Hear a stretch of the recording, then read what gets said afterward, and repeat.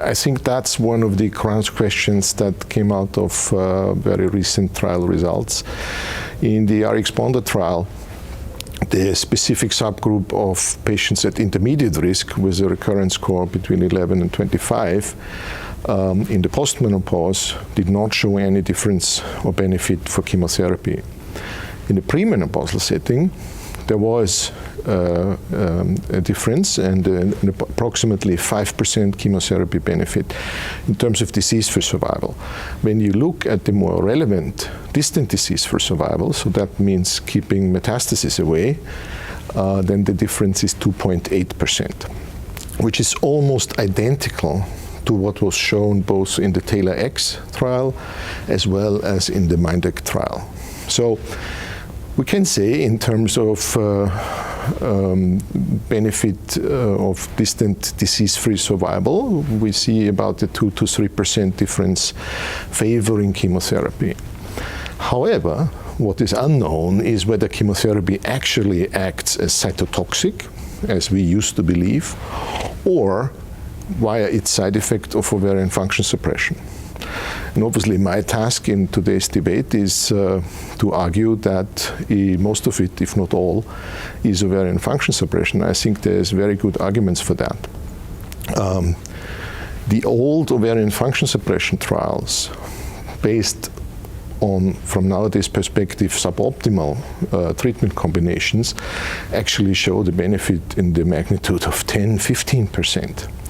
And there are, in fact, some head-to-head trials, particularly an excellent trial by the IBCSG, which at 10 years, for the addition of anthracycline-containing chemotherapy, did not show any difference in premenopausal patients.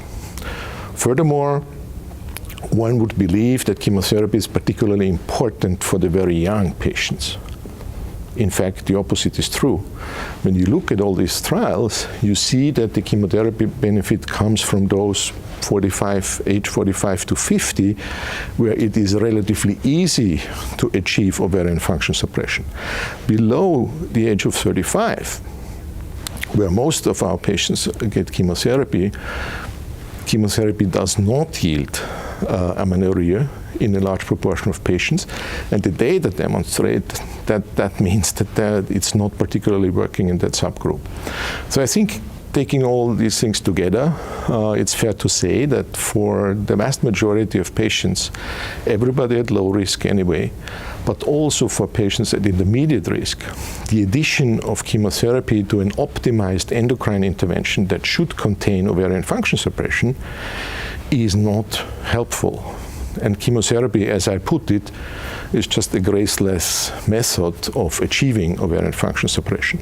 Yes, there are these patients at highest risk who benefit from chemotherapy, but I think other than in the past, when almost everybody based on young age received adjuvant chemotherapy, in the future we will confine this side effect-rich treatment to those at highest risk, and fortunately these are only a small proportion of patients.